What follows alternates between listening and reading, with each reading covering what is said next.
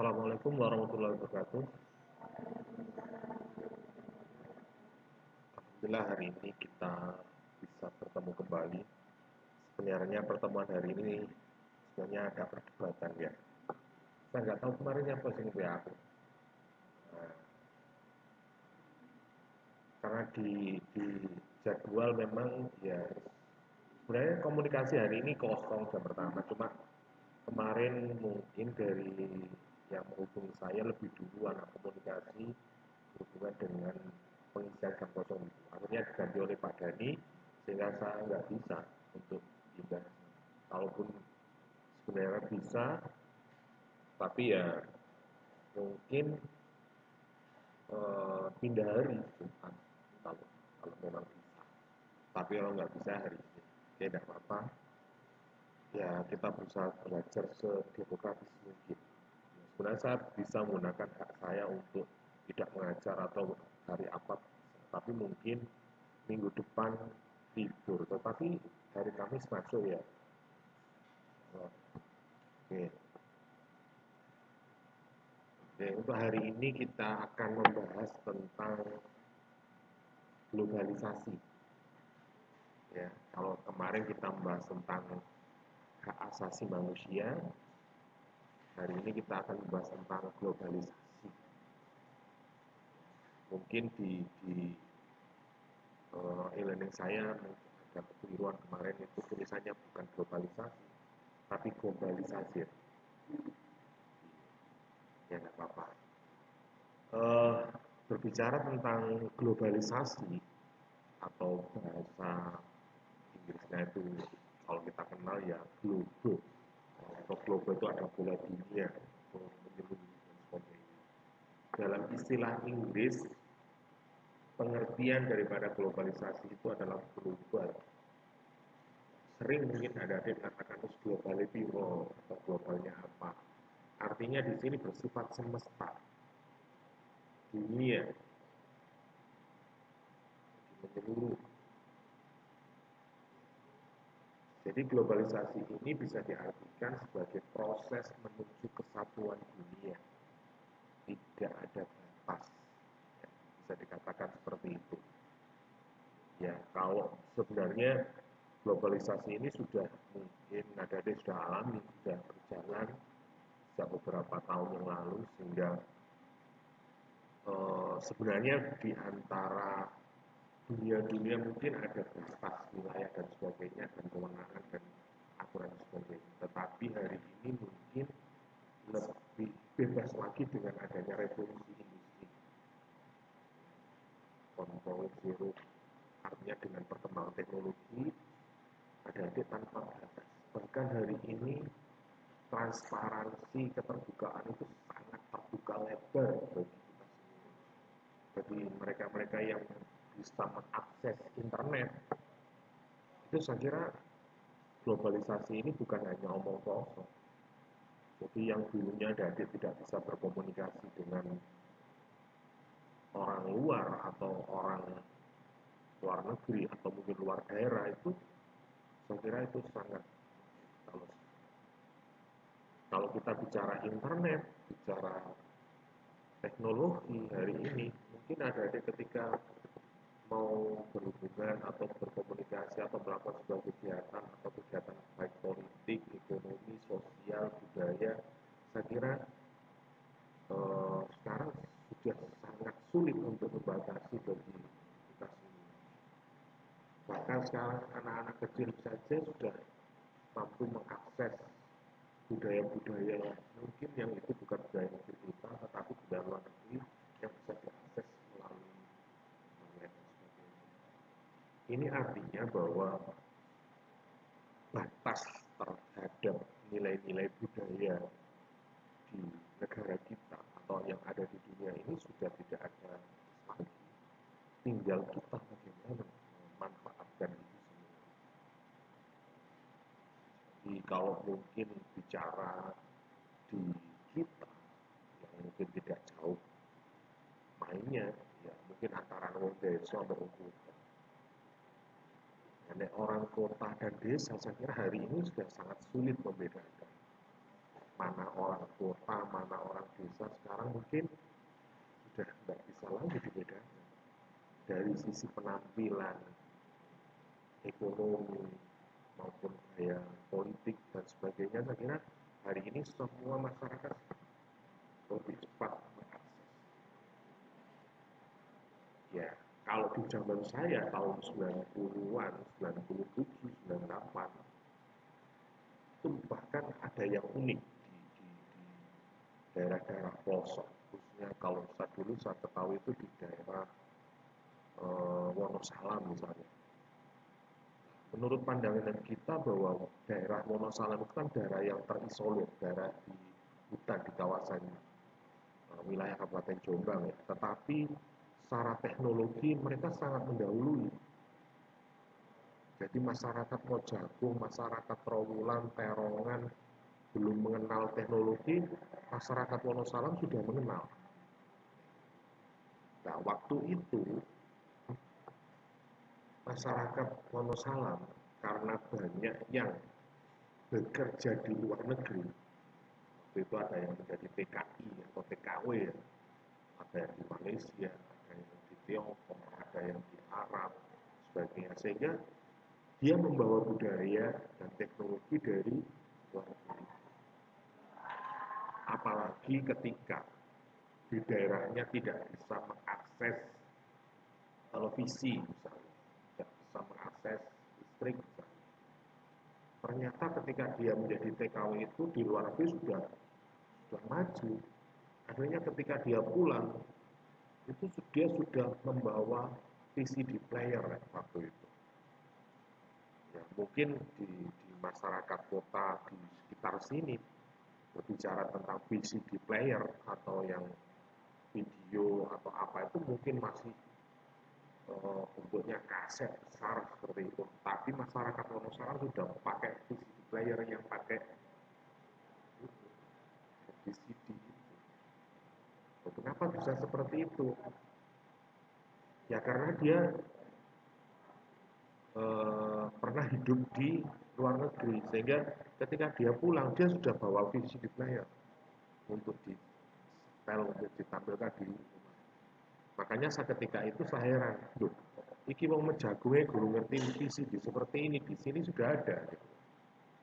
Ya mungkin karena akses televisi, listriknya belum sampai masuk ke situ. Tetapi akses teknologi ternyata dia lebih cepat. Karena dia pernah tinggal di, itu artinya bahwa globalisasi ini sudah menjalar ke seluruh pelosok. Apalagi hari ini, wah sudah di atas. Makanya kalau hari ini kita bicara globalisasi, saya kira sangat sekali untuk kita. Dan yang terpenting adalah bagaimana kita menyikapi itu. Dengan adanya globalisasi atau menuju kesatuan bangsa ini, saya kira kita sebagai generasi penerus ini harus siap dengan kondisi itu. Yang Anda pelajari hari ini belum tentu ketika Anda 5 tahun ke depan itu sama. Tantangannya, dinamikanya, dialektikanya, saya kira mungkin berbeda. Ini bisa saya katakan seperti halnya saya dulu ketika saya mempelajari tentang globalisasi, ternyata hari ini sudah begitu pesat perkembangannya. Apalagi sekarang menuju dunia ekonomi, ya, e-commerce dan ekonomi kreatif dan Anda mau belanja apa saja dari luar negeri bisa. Ya. Anda mau belanja barang dari Sumatera, tidak harus datang ke sana. Cukup pegang HP Anda, lewat Tokopedia, lihat Shopee, lewat apa sudah bisa Anda beli. Bahkan Anda juga bisa jual ke luar negeri. Pokoknya cocok ongkirnya ya langsung ya. Dulu masyarakat sini mau jual sepatu aja paling jauh pasar Turi ya. Kirim nang Bali itu aja paling jauh. Sekarang sudah tidak heran lagi kalau kirim ke Vietnam, India, Cina, bisa saja. Itu artinya bahwa globalisasi ini sudah masuk ke sendi-sendi kehidupan berbangsa bernegara. Belum lagi kalau kita bicara tentang ideologi, pendidikan, aliran pemikiran dan sebagainya. Saya kira hari ini untuk mengakses informasi tentang ideologi, pemikiran baik barat maupun itu sangat mudah sekali. Bahkan referensi-referensi yang ada di dalam dunia maya itu sangat luas. Anda hari ini mau cari informasi tentang apa? Ketik saja di situ sudah muncul. Apalagi sekarang ada yang namanya AI, intelijen. Ujian saja, ketik saja nomor soalnya sudah keluar jawabannya. Jangankan ketik, di foto aja soalnya itu sudah ketemu jawabannya. Sekarang sudah seperti itu. Nah, ini yang terjadi di zaman sekarang. Apalagi terkait dengan data-data yang mungkin secara tidak langsung adik-adik juga sering membantu juga mensuplai data terkait dengan data yang ada di secara tidak sadar Anda foto atau upload apapun di media sosial itu semua akan terekam. Mungkin pernah saya katakan bahwa rekaman telepon Anda di kayak di Telkomsel apa di Amal itu paling tidak 5 tahun sekali baru dihapus. Jadi kalau hari ini misalnya ada operasi intelijen misalnya, akun Anda berubah berapa kali? Bisa diketahui. Anda menggunakan nomor telepon ini berapa tahun sudah? Mungkin sudah 2 tahun, 3 tahun, 4 tahun. Itu bisa dilacak. Anda menelpon siapa, rekamannya bisa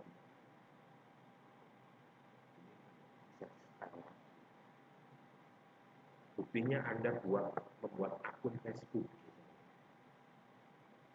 Anda membuat akun Facebook mulai tahun berapa? Itu pasti kalau misalnya hari ini misalnya teringat pada tanggal 21 Desember misalnya, mungkin di tahun 2013 ada momen yang mungkin menurut Anda sangat berkesan atau apa sehingga tanggal 21 Desember 2013 Anda menulis sesuatu, Anda tempelkan di mungkin hari ini akan muncul dengan tahun 2021 Desember 2013 rangka memperingati hari ibu atau mungkin ketika itu ibu Anda meninggal atau kejadian Anda memberikan sesuatu apa pada ibu Anda mungkin itu bisa muncul kembali. Apalagi di dunia akademik sekarang harus publish. Misalnya hari ini diumumin semua dosen harus mempunyai channel YouTube. Nah, iki wis masuk rekaman di Google. Ini kalau kita bicara teknologi. Kalau disandingkan dengan istilah globalisasi ini, ada beberapa ciri-ciri globalisasi. Yang paling sering terjadi adalah kecenderungan memudarnya batas-batas geografis. Batas-batas wilayah. Kalau dulu ada istilah Indonesia itu ada ASEAN, ASEAN, Asia, ada benua Afrika, ada PBB dan sebagainya, mungkin itu sebagai batas atau kelompok dari sebuah negara yang mungkin punya kesepakatan-kesepakatan untuk melakukan kerjasama baik bilateral, baik multilateral atau dan sebagainya. Hari ini sudah ada zona, misalnya sudah diberlakukan CEE, zona ekonomi. Jadi sampai yang dodol kerupuk, opil misalnya nang Malaysia, wis gak pakai izin-izinan mana, langsung bisa. Kalau dulu kan harus ada izinnya, izin edarnya dari negara itu atau dari sini untuk dijual di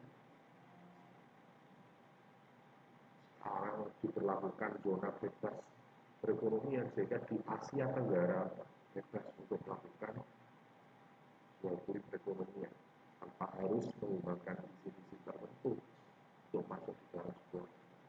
Maka disinilah batas-batas wilayah itu menjadi memudar, nyaris tidak ada. Banyak hal, mungkin bisa juga terkait dengan politik luar negeri misalnya. Hari ini yang muncul ada pengungsi Rohingya misalnya, kok iso,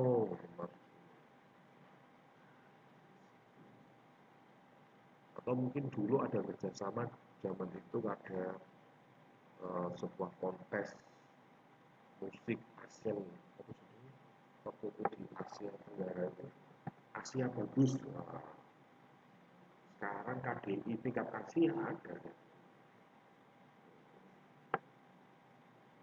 Ya, pertukaran batas-batas itu sudah nyaris kemudian.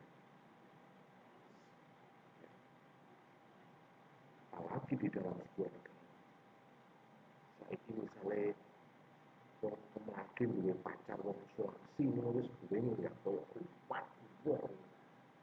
Padahal hari ini ngomong Jakarta, ngomong Maluku, Makassar, Papua, Singapura, nggak jauh. Ya, kalau naik pesawat misalnya, kalau ke Kalimantan misalnya, nggak sampai sehari juga. Bahkan hari ini kalau misalnya Anda mau jadwal ke Jakarta misalnya, ada jadwal Pak jam 9 naik pesawat ke Jakarta. 1 jam lagi jam 10 Anda sudah berada di Jakarta.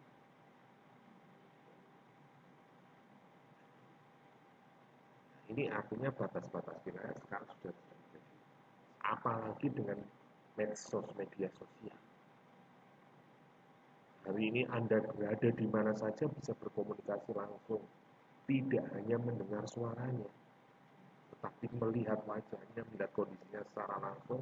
Dengan teknologi itu saya kira sudah mampu melihat siapa saja yang berkomunikasi dengan kita. Kalau dulu kan nunggu telepon, paling dengan suaranya. Itu pun nggak berani ngomong lama ya. Perusahaan dari interlokal ya. Unit lokal 100 rupiah. Interlokal 200 rupiah. Nah, kalau sudah nasional, internasional, oh, nah sekarang Anda menggunakan internet. Yaitu WA atau apa, itu aja paketan data, sudah bisa berkomunikasi. Bahkan dunia pendidikan hari ini pun, awal tahun 97 itu ada program kuliah. Artinya kampusnya UGM itu bisa melaksanakan kuliah di Pasuruan dengan melihat televisi. Jadi dosennya ngajarnya di Jogja, mahasiswanya di Pasuruan. Dengan melihat televisi. Kalau sekarang kan enggak. Bahkan sekarang itu dari kasur ke kasur, dari kamar ke kamar. Kuliah. Ini apa? Ini pakai Zoom ya. Sampai diburi jilbaban ton sore tak pakai. Ini enggak masalah, itu ketok. Ini ya. Dosen ini ya ngono, ngajari ambek mbak ngomong. Ini batas-batas sekarang sudah nyaris. Kemudian terjadinya pertukaran dalam aspek kehidupan manusia secara cepat.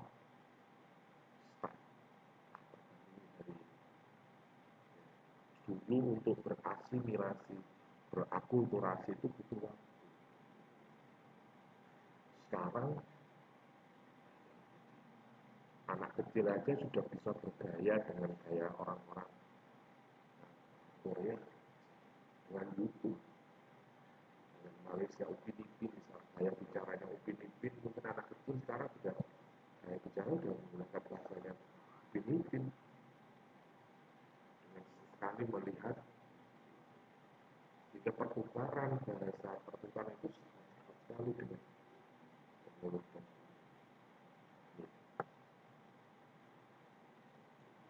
Kemudian tanda-tanda globalisasi itu pertama adanya perubahan konsep tentang ruang dan waktu disebabkan oleh perkembangan teknologi komunikasi dan transportasi. Nah, ini yang saya sampaikan.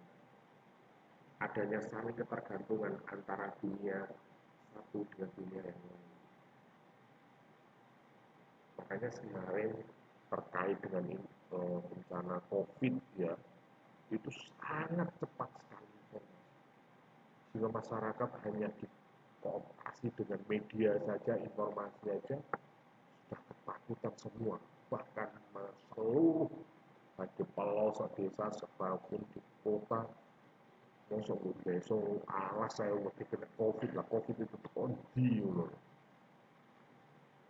bisa secepat itu. Hilangnya juga seperti datang tidak diundang, pulang juga tidak diantar, moro-moro ya hilang. Tapi hari ini mau dikabarkan lagi,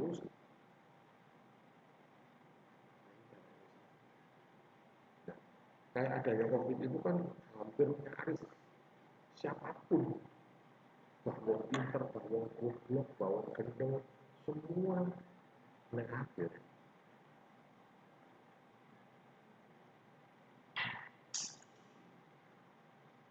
Apalagi sekarang ketergantungan antara dunia satu dengan lainnya terkait dengan produksi dunia industri. Saya kira semua orang harus bekerjasama, tidak bisa ya, dilakukan semua dimonopoli semua, saya kira tidak bisa, pasti harus ada penentu. Iso gawe tapi gak iso dodol, iso gawe sapa sing gawe, itu kan juga harus dikoordinasikan atau dikerjasamakan dengan hari ini banyak investor yang baik dari dalam maupun luar negeri yang sudah sampai ke, bahkan kita nggak sadar bahwa minuman yang hal-hal yang sepele itu ternyata afiliasinya dari luar negeri semua. Tingkat silet made in China, pulpen loh made in China, Korean atau yang kecil aja udah bersama dengan luar negeri. Kemudian meningkatkan interaksi kebudayaan melalui perkembangan media bangsa. Ya, tadi saya sampaikan, mungkin budaya-budaya Korea, orang Barat, banyak atau secara cepat ditiru oleh anak-anak atau generasi sekarang. Apalagi dengan YouTube dan sebagainya. Atau mungkin sekarang itu malah ada TikTok ya. Dulu kan hanya, kalau zaman saya hanya ada SMS, MMS. MMS itu dulu itu sawe ya. Saya itu TikTok, gambar video cuma ya. Zaman saya MMS, ngirim MMS wah, ngeteno paketan, ngeteno memori, gue ngeteli ya semua.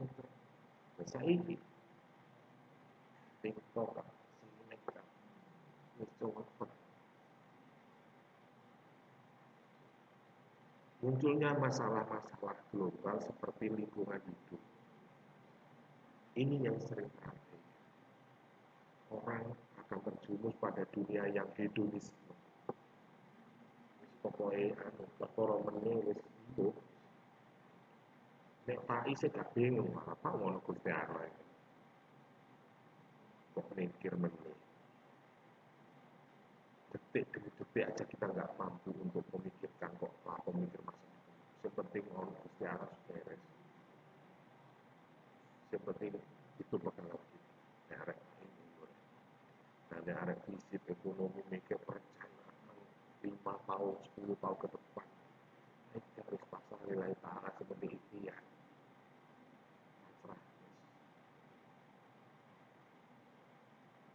Jangan aja hidup selesai aman. Ya. Kalau Anda pikirkan, mungkin Anda berpikir enggak? Nek wong ekonomi, wong visi, wong mikir, aku manajer kuliah jangan yo opo yo.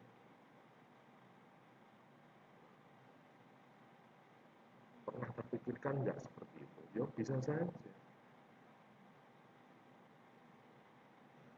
Persoalan lingkungan ini juga menjadi besar sehingga orang Indonesia lupa.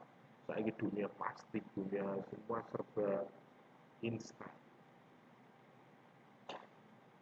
Jadi banyak kebutuhan-kebutuhan yang sekarang mungkin sangat banyak kebutuhan. Makanya dulu orang sakit itu kekurangan makanan, Pak. Kayak saya ini. kakean panganan ngono lho. Ya, dulu ngomong stunting, saya ini ngomong stunting koyo guyu kowe. Iya, apa saya ini ngomong gizi ya, ngomong makanan, walaupun mungkin secara logika kita orang menanam padi, menanam pangan itu agak berkurang, tetapi kebutuhan pangan sekarang melimpah. Orang dulu mau makan ayam itu nek gak ate riyo gak mangan iwak pete, mangan ceker nek gak digawe. Nek saiki sampean nah, mungkin menolak bosen itu makan ayam terus. Ini sekarang. Kemudian dari situ maka muncullah faktor-faktor yang mendorong terjadinya sebuah globalisasi. Di antaranya adalah perubahan terjadi pada tatanan politik global.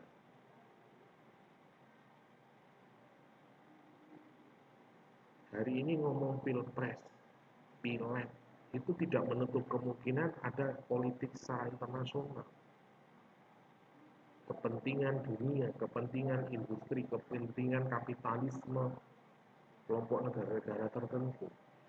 Misalnya hari ini, pertarungan antar capres antara kelompoknya Anies Baswedan, Ganjar, sama Prabowo, ini adalah sangat dahsyat.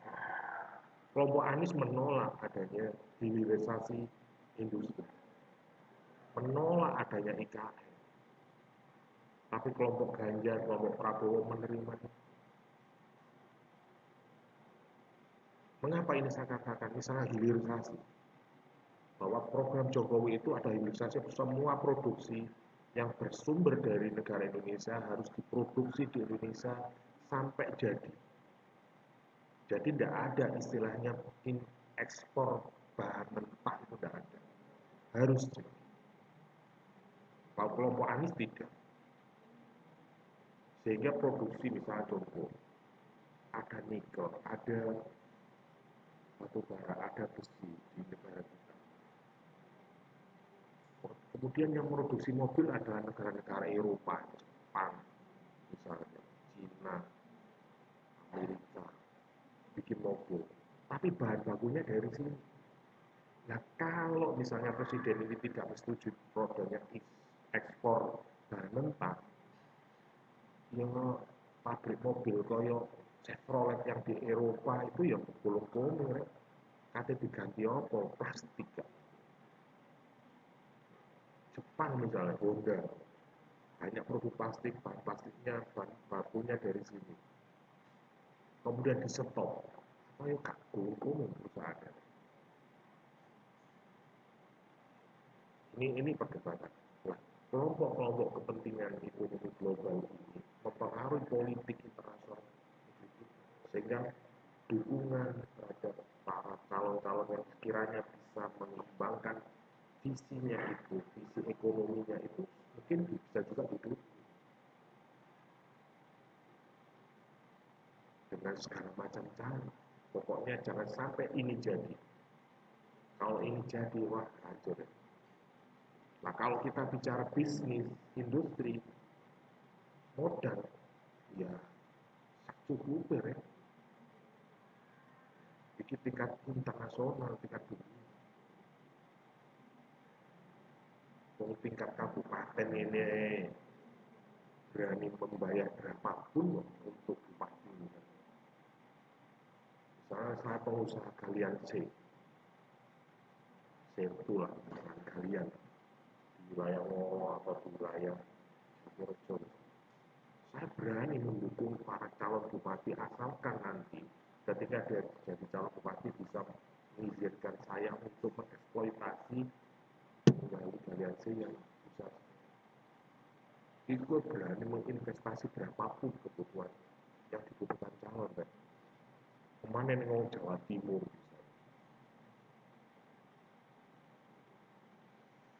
dulu pernah ada yang nawari saya menjadi bupati apa-apa saya siapkan 10 miliar siap rek dia menginvestasikan 10 miliar itu lo berani asalkan ketika dia jadi harus bisa mendukung usahanya atau memberikan izin kepada usahanya. Apalagi ngomong internasional yang nilainya mungkin nggak ngomong miliaran, triliunan,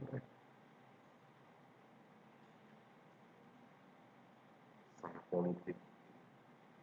Politik internasional ini bukan berarti tidak bisa dari pasti ada sangkut pautnya. Jadi kalau ngomong ekonomi, makanya persoalan di dunia hari ini bukannya Gusti Allah tidak adil, bukannya Gusti Allah tidak memberikan kecukupan bagi manusia, tetapi keserakahan yang dilakukan oleh umat manusia inilah yang menjadikan masyarakat ini tidak adil, menjadi masyarakat yang serba kekurangan, menjadi royok pertarungan Israel dan Palestina itu loh, royokan opo.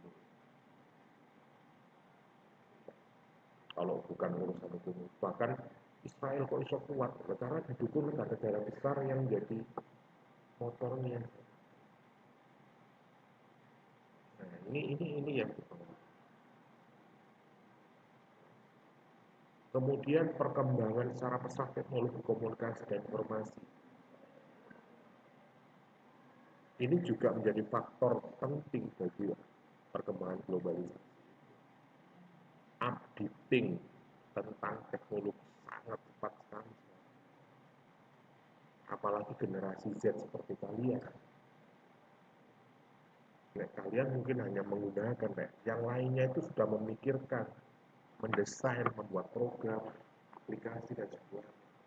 Sekarang aplikasi apa saja sudah bisa dibuat oleh adik-adik SMK informatika dan semua dengan teknologi.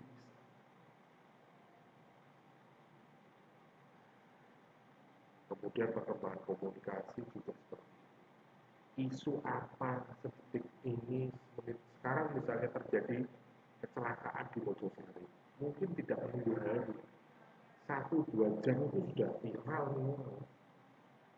Bahkan mungkin ketika Anda punya saudara di luar negeri, loh, ini di Mojosari ada apa?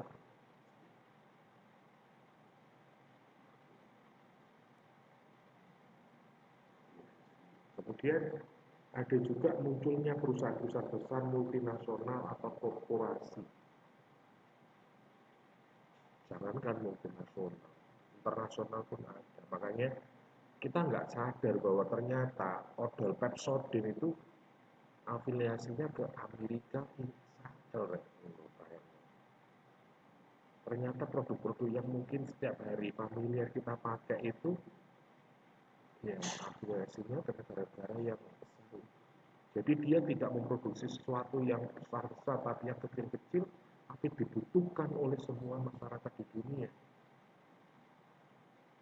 Makanya pernah saya katakan bahwa nyambut gawe gak perlu rek boleh duit sing gede-gede, boleh sing cilik-cilik receh-recehan tapi seluruh dunia ya. Nah, mungkin pernah saya contohkan dodol micin 5 rupiah rek, nilainya 5 rupiah, tapi dodoli ke pelosok desa ke sapi internasional ya. Rokok opel ini dari Sabang ke Merauke ya wis oke. Makanya banyak industri negara-negara yang kayak Selatan, Amerika itu produk-produk yang sederhana yang dibutuhkan masyarakat dan itu dijangkau oleh semua kalangan baik masyarakat yang mampu maupun tidak. Misalnya hari ini dodol pulsa misalnya internet ini per menit berapa, per detik berapa, per MB berapa, sekarang per giga berapa sih, semua kalangan ada. Katakanlah dari 13 mahasiswa ini per bulan awak ukuran giga sih, jatah pulsamu berapa, paketmu berapa, 50.000 cukup, 50.000 sampai enggak cukup, 40.000 oleh 10 giga apa pakai online lalu satu. Nah itu udah berapa? Banyak perusahaan-perusahaan yang Jadi makanya kalau ada adik cerdas, kalau Anda punya ide, punya gagasan, jangan berpikir modal. Idemu seperti apa? Kalau idemu menarik, banyak investor yang mau membeli ide Anda. Makanya ketika ada anak muda mau merintis usaha, kewirausahaan kok buru-buru ngomong modal, iya. Oh berarti dia goblok itu. Anda kalau saya investor saya nggak akan dukung. Tapi kalau Anda punya ide gagasan yang sangat rasional, ya, hitungannya jelas, sangat jelas, saya kira investor orang pemilik modal itu tidak hanya dari sini.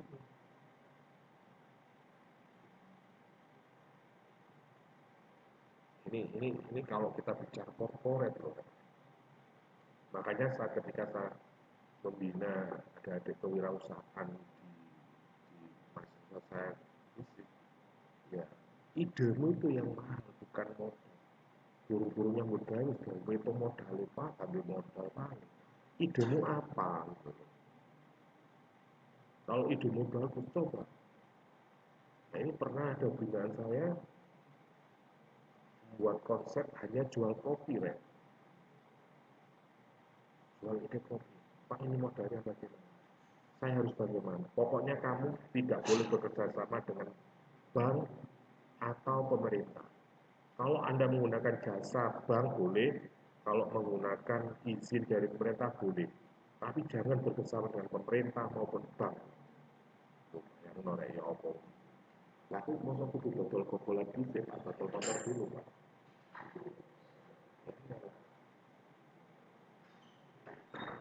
Ide Anda bagus. Saya kira kalau ide Anda bagus, saya kira banyak investor-investor yang menanam modal kepada Anda. Terbukti dengan rangkaian RAT, rincian, anggaran, dan sebagainya, ide konsep yang dibuat, hanya 10 lembar saja, dalam 2 minggu, 3 minggu loh habis, Rek. Padahal per paket itu ada yang nilainya 15 juta sama 7,5. Jadi saham melempar 10 saham paket untuk kopi jalanan keliling, investnya berapa, 7,5, itu dalam 1 minggu udah habis. Ada temannya, ada guru, ada apa, pokoknya dia lihat ketika baca proposalnya udah tahu. Karena apa? Dalam penjualan satu gelas, satu cup kopi, itu investor, pemilik saham, itu sudah tahu hasilnya, hitungannya tahu. Sehingga itu diwujudkan dalam bentuk kerjasama, sehingga dalam satu gelas itu dia mendapat 300 rupiah kopi goreng. Dan dia tidak ikut apa-apa. Tapi kalau dia ikut menjual, beda lagi. Katakanlah 300 rupiah. Kalau lapor-lapor ya. Ini tetap nyambut gaya liane. Mosok sedino payu mesah gelas tok rek, ya, betul kok. Paling enggak 20 gelas lah minimal.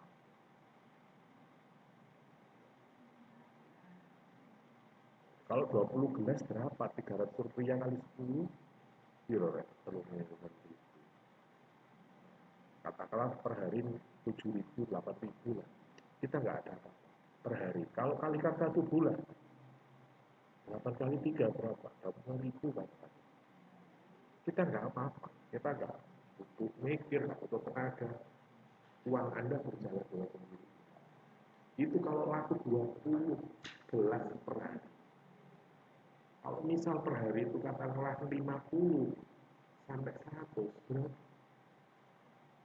Katakanlah gak lapor-lapor ya, 30.000 per hari. Nah, kalau 30.000 kali 30 kali 25 hari katakanlah 750. Gak lapor-lapor. Sampai masih bekerja yang lain. Itu bagi investor sangat, apalagi ibu-ibu. Misalnya dewe ambil gaji guru, gajinya katakanlah 1,5 juta, ketambahan gitu saya kasih situ lapo-lapo, ya berani dia. Akhirnya dengan tawaran konsep seperti itu, ide seperti itu, banyak investor yang menanamkan modalnya kepada usaha tersebut. Konsep pembinaan terhadap pemuda dan sebagainya, saya kira ada. Itu aja 2 minggu udah habis. Waktu itu saya coba 20 paket. Habis. Ada yang air minum itu. Saya dulu pernah bikin konsep itu, buka per slotnya itu berapa? 5 juta. Per lembarnya 500.000. Satu slot 10 lembar, berarti 5 juta. Saya buka 100 slot. Dalam waktu 2 minggu habis. Jadi dalam 2 minggu saya sudah dapat modal sekitar 200.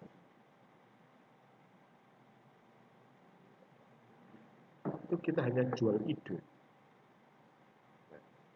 Makanya banyak orang-orang luar negeri itu ya konsep. Nenek awakmu dikasih modal, ya kayak sebenarnya. Bahkan kalau hari ini misalnya ada adik saya tantang, andai kata adik-adik punya saya kasih modal 1 miliar, kamu mau bikin apa? Buatkan saya perencanaan kewirausahaan. Ini ada dana 1 miliar. Kira-kira gawe apa sampai? Betul apa sampai? Entek no iki wis ana duit 1 miliar dikira. Nek potongan ngene-ngene iki paling berkuarter perencanaan paling 50 juta wis mentok. Wah, aku gawe salon Pak ngene ya salate piro, anune piro, sewane piro wis. Paling 50 juta kemana?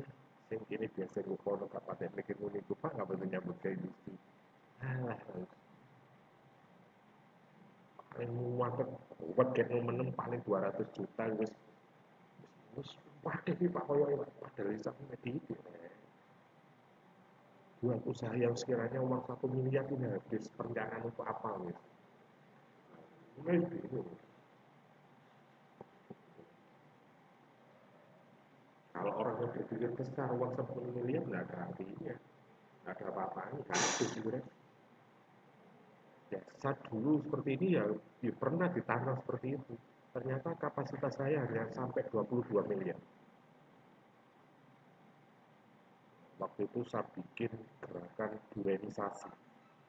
Jadi saya membangun gerakan menanam pohon duren dari 3 kecamatan, dari hulu ke hilir.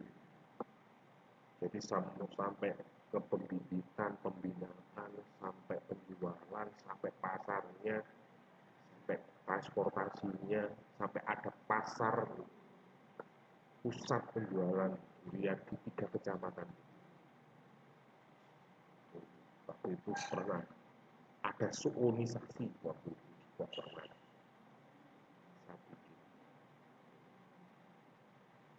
Tapi akhirnya ya diambil orang sing duwe konsep itu.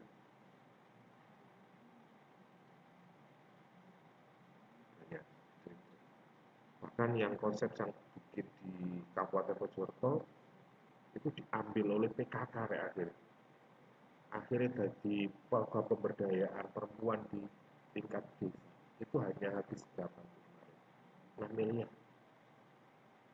Jadi per kecamatan oleh pirang miliar, per desa oleh 250 juta kabeh. Nonton IPS ya. Pemberdayaan perempuan. Kalau yang di Jawa Timur itu Kobuan, operasi wanita. Waktu itu anggaran saya per desa 500 juta.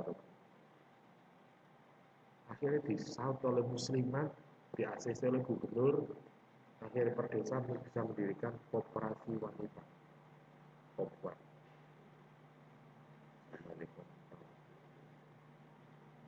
Pakai kamu. Ini kalau munculnya perusahaan korporat multinasional, saya kira Anda jangan berpikir, oh, katakanlah hari ini Anda berpendidikan internasional, ojo pikir ngajar ini, kalau bisa ngajar yang luar negeri bisa.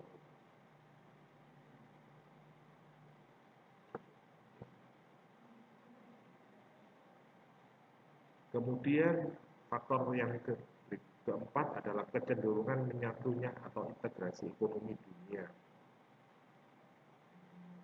Jadi secara teori,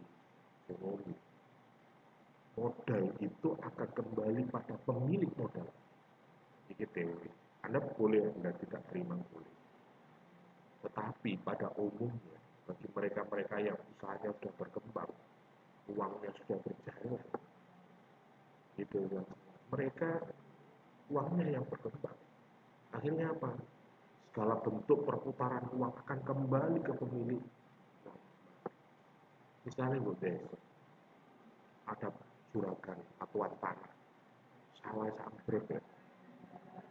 Tapi lahan pertaniannya hampir katakanlah 70% di desa itu. Akhirnya apa? Dia di pertanian jual pupuk ya wonge, jual sembako ya wonge, jual jasa penyewaan kendaraan juga orangnya. Akhirnya apa? Mereka masyarakat yang bekerja di lahan pertanian orang itu akan kembali dibelanjakan kepada pupuknya. Bahkan ada sampai pengusaha itu mendirikan Alfamart di sebelah rumahnya. Hanya memenuhi kebutuhan karyawannya.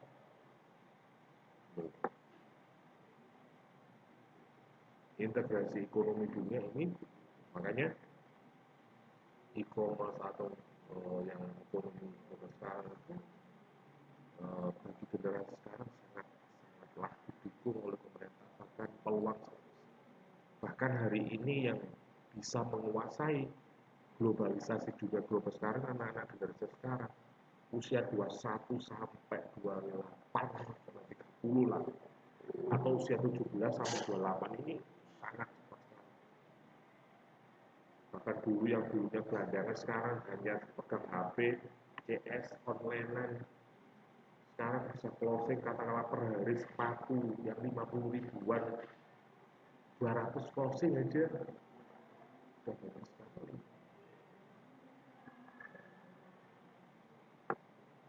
Ini faktor-faktor yang mungkin gambaran secara umum. Kemudian berikutnya adalah bentuk-bentuk dan pengaruh globalisasi.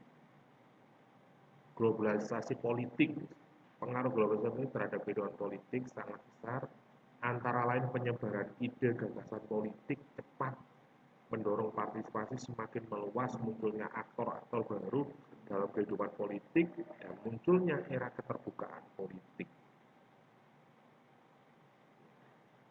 Jadi ngomong globalisasi politik, contohnya apa di negeri kita? Ngomong konsep demokrasi. Demokrasi ini kan sebenarnya bukan konsep politiknya masyarakat Indonesia atau negeri Indonesia. Bisa juga negara-negara Eropa, negara Amerika di sana.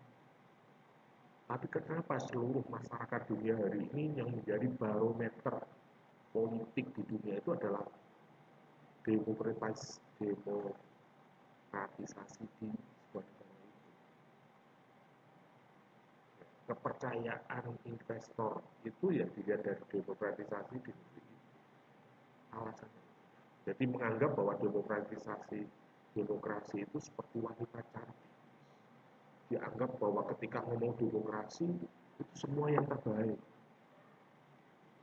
Padahal ketika itu praktekkan di Indonesia, demokrasi ini ya kakoi asli ini deh. Nah,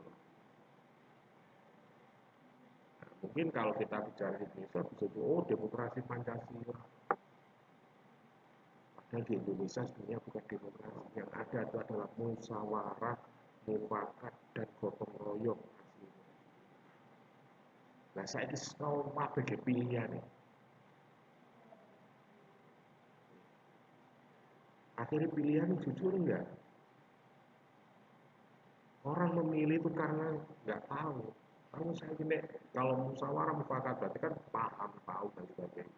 Karena sekarang konsepnya demokrasi menganggap orang itu harus tahu. Akhirnya pohon-pohon bisa menampakkan wajibnya. Jembatan bisa mewujudkan penampakan-penampakan yang mungkin orang tidak kenal menjadi benar. Ini loh Gus Hani, ini lo Gus San, ini lo Pak Aida, coba sidungnya, wah banyak penampakan biar orang tahu.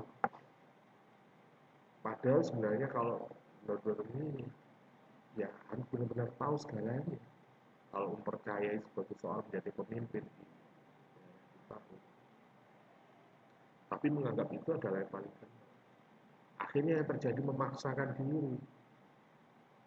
Ketek diraupi seperti nyangoni 1.000-an dadi deh. Demokrasi sekarang menjadi pesta demokrasi. Ini pesta demokrasi bagi mereka-mereka yang konsen atau senang di dunia itu ya saya peluang deh.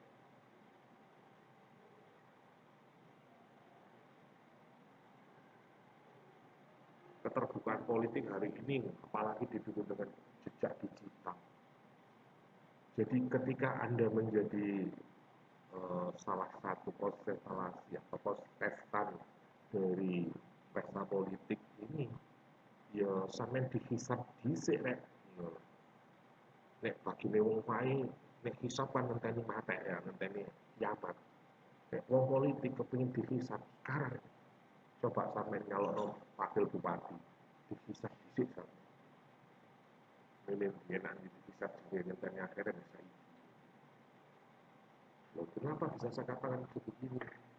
Ayo coba dihisap dhisik. Oh, lho, misalnya lho, koncone iki nek kopi bukene pacare iki anake wong iki arek iki lho tau nyolong iki yo buka kabeh dihisap kabeh akhirnya gitu oh ternyata arek iki ngene lho dihisap dhisik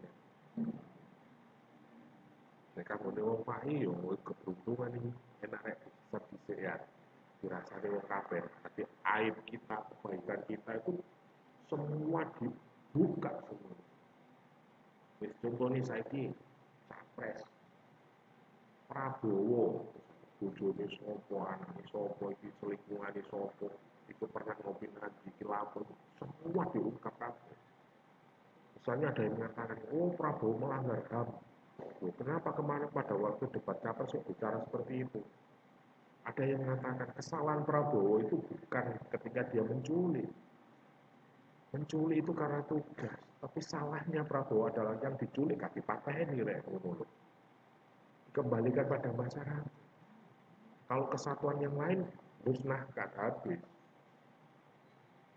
Padahal isunya dibunuh dan sebagainya. Ternyata yang diculik itu tidak dibunuh, dikembalikan pada masyarakat. Akhirnya apa? Yang diculik itu merasa dilindungi, merasa ditolong, menjadi pendukung. Padahal isunya sudah seperti itu. Ada yang lain. Ajar seperti apa? Kasus ini bagaimana? Anies misalnya. Kasus pembelian ATK ya masa beli pulpen S1 150 miliar lagi pulpen nopo kira kontainer ini mosok wong situk jatane sak kotak jadi kalau jadi politisi di zaman sekarang di era keterbukaan itu koyo wong dihisap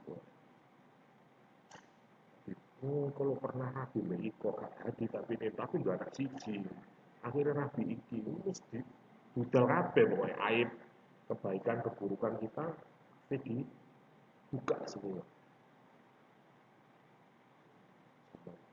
era globalisasi seperti itu. Karena apa? Mungkin orang bisa punya jejak digital. Misalnya, orang nggak akan percaya. Saya punya kok videonya, saya punya fotonya. Ya mungkin ketika ada di HP ada kiriman atau apa, mungkin hari ini tidak penting. Tapi itu kalau ke-save, tersimpan di Google Foto atau di suatu saat bisa dimunculkan. Nah, sekali. Jadi kalau bicara globalisasi politik, makanya salah satu bonusnya nek kamu nih wong padi tadi caleg tadi calon kandidat dipisah di sini nek sampean sabar sampean ikhlas dulu sampean Allah aku dipindah koyo ngene ya Allah ya Allah ya Allah Ya kadang sampe lho, sajane ya gak ngono lho, tapi kok wong kok dene ngono. Wis siapa ya sampai dihujat juga dipuji.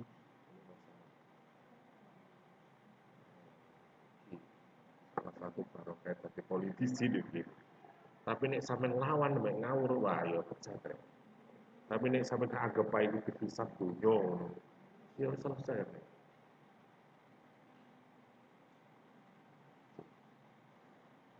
Oke, selanjutnya. Kemudian ada globalisasi perekonomian. Dosa ini merupakan dua pengaruh. Ada pengaruh positif, ada pengaruh negatif. Jadi kalau pengaruh globalisasi secara positif, ekonomi meningkat, persaingan ekonomi jadi terbuka. Artinya apa? Persaingan jadi sehat. Wong tidak hanya berbicara harga, kualitas juga akan berbicara. Bahasanya biar rego bawa rupa, sekarang mungkin karena keterbukaan akhirnya apa? Persaingan itu sangat. Jadi ini ngomong sepatu bareng, nah, model ngono, ini loh ono regane ini. Misalnya, sepatu iki nek tuku nang Isabella regane 200.000. Nah, ternyata nggo Shopee lho mek 75 lho ya apa niku. Gak lembutan. Karena apa? Jualnya nggak perlu dipajang di toko, kadek bayar pajak, rek. Bayar pajak nggak sama. Kok nenggu dipajang dong gini Shopee, gak ada ngongkon pelayan toko, jaga toko. Foto ini ditemplate jarno wis, pokoknya orang sing ngeklik ya baru dikomeni kan ngono ya. Akhirnya regane murah, pajaknya murah, regane sepatu akhirnya murah. Ayo coba sepatu sampean sing dipasang itu tuku di toko Sabela atau tuku apa, harganya bisa 2 kali lipat dari harga yang ada di. Pengaruh negatif dari globalisasi ekonomi ini terjadi ketika bidang ekonomi hanya menguntungkan beberapa kelompok kepentingan. Artinya bahwa kalau di zaman globalisasi ini bagi mereka-mereka yang tidak siap dengan teknologi, dengan siap dengan informasi, ya golong-golong, bangkrut mereka. Coba lihat Carrefour, Giant, atau mungkin lihatlah Mojokerto lah, mall cilik-cilikan koyo Betang, Mojanda Pasar, apa maneh sing biyen sing ono keraton lah. Nanti saiki pakai keraton mek Betang. Buyar kabeh. Wong Carrefour buyar kok ya.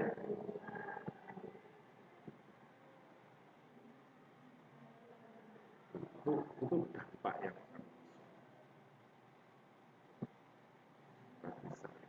Tapi kalau kita kreatif, ya, sekarang ada berusaha itu tidak harus membuat pabrik sendiri, tidak harus mendirikan toko, buat gedung untuk desain.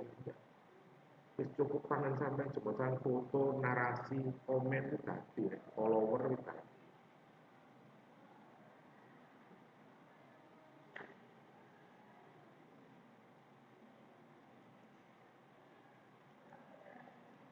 Kemudian ada juga globalisasi ini terjadi beberapa bentuk. Ada globalisasi produksi, globalisasi pembiayaan, ada globalisasi tenaga kerja, ada globalisasi jaringan informasi, ada globalisasi perdagangan, banyak lagi terkait dengan uh, kalau tadi saya akan sebutkan ada globalisasi ekonomi, politik, sosial, bahkan agama pun mungkin bisa juga. Dia ngomong aliran paling NU Muhammadiyah ngono ya. Karena Mekah dulu itu aliran opo, itu sembarang model opo itu. Lagi menurut Gusti Allah ya opo gitu. Padahal menurut ngaji, menurut kitab ini rek, tapi bukan kok praktek ini. Iya iki, ya opo iki? Apa kene sing salah ya? Apa kene dibujuk ya mbek kiai ini? Apa dibujuk ya mbek kitabe? Ajaran yang bener yang mana? Bingung akhirnya.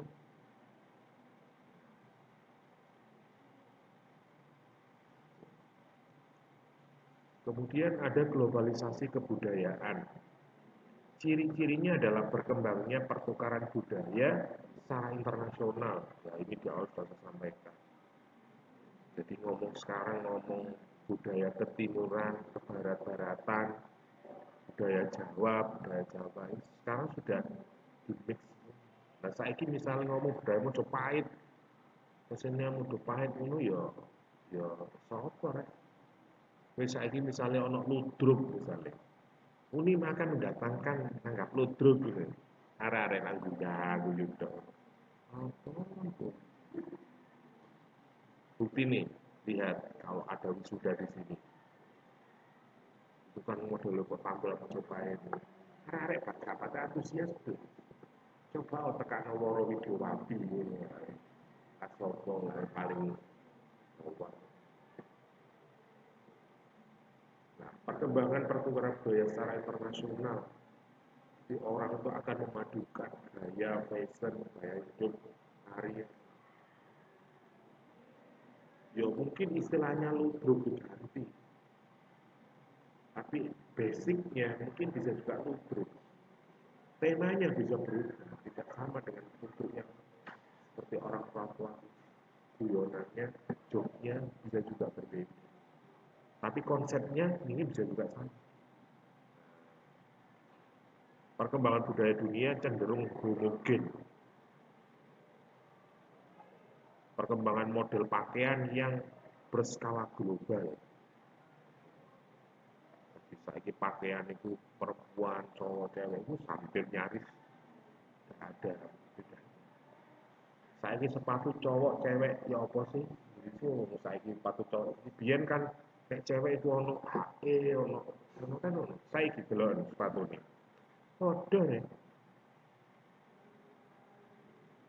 Ayo, belum masih tak bukurin cari ini santri jilbaban. Sore sepatuan ini yo makan. Oh ya, ayo global pakaian. Ya mungkin konsepnya seperti dengan modis. Nek biar suatu perempuan, sandal perempuan itu kan beda kan ya. Saiki, saiki boleh. Ya, kalaupun tidak boleh ya wis biasa. Kalau dulu sandal perempuan, sepatu perempuan itu ketok jelas kayak gitu. Karena mungkin beda juga struktur atau bentuk kakinya berbeda. Pakaian juga seperti itu. Ini adalah globalisasi kebudayaan. Kemudian kalau kita pelajari secara teori bahwa teori globalisasi itu terdapat 3 posisi yang berkaitan dengan isu globalisasi.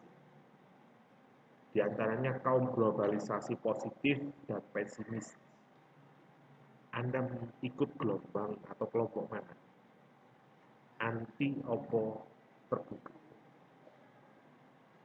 Ya bahasane nek desa ya kolot sampai kotok ngono piye ta. Artinya Anda menerima perubahan itu atau menentang.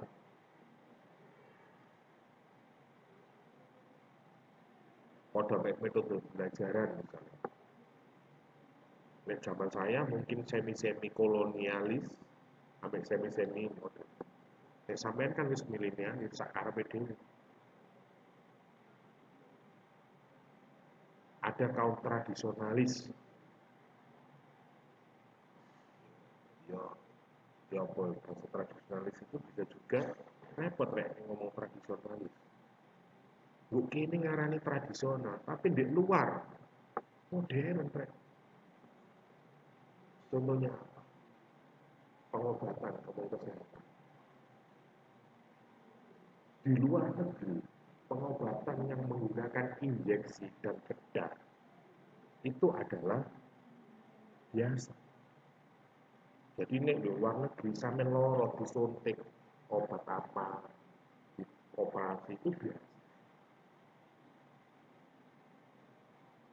Tapi bedanya orang luar negeri kalau misal pengobatan tanpa injeksi, tanpa operasi itu dianggap modern.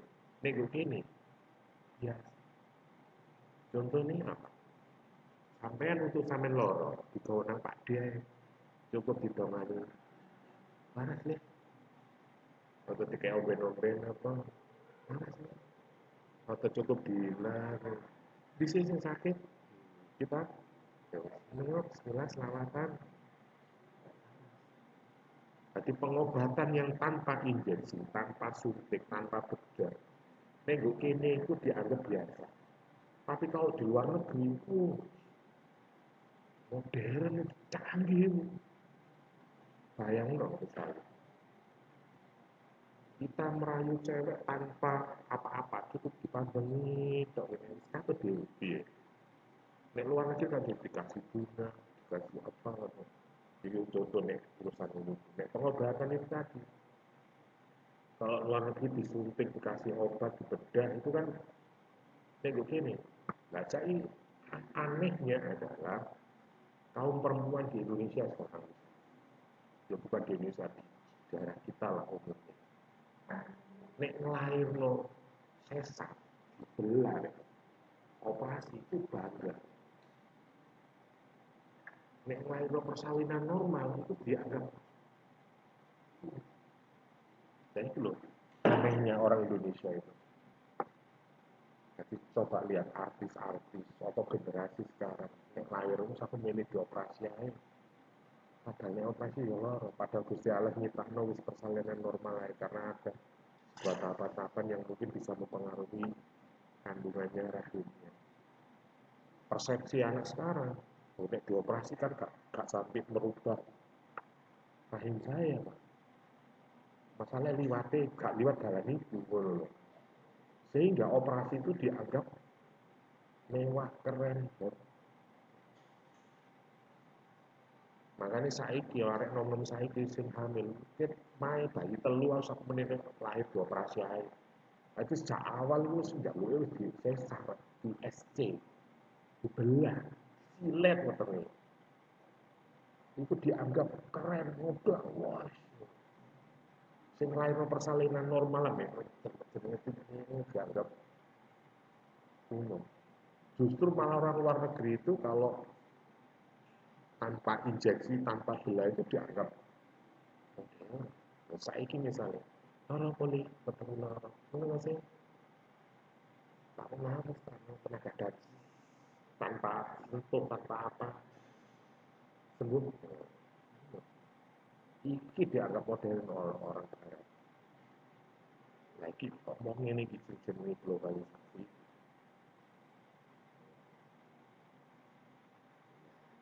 Oke.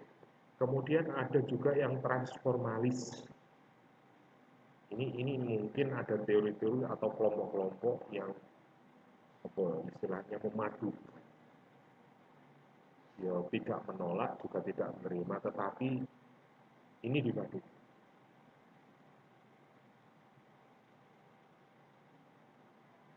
Jadi ada kelompok-kelompok tertentu yang jadi ada kelompok globalis positif, ada yang pesimis, ada yang tradisionalnya, ada yang menolak total, ada yang terbuka. Saya kilo Pak, misalnya nggak pakai apa jenis, nggak mengikuti zaman, ya kari Pak.